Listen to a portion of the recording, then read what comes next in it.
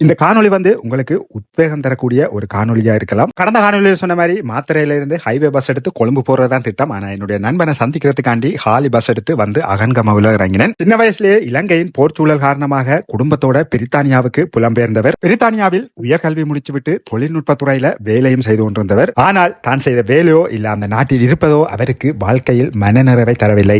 பிரித்தானியா விட்டு வெளியேறி வேறு பல நாடுகளில் சில காலம் வாழ்ந்தார்.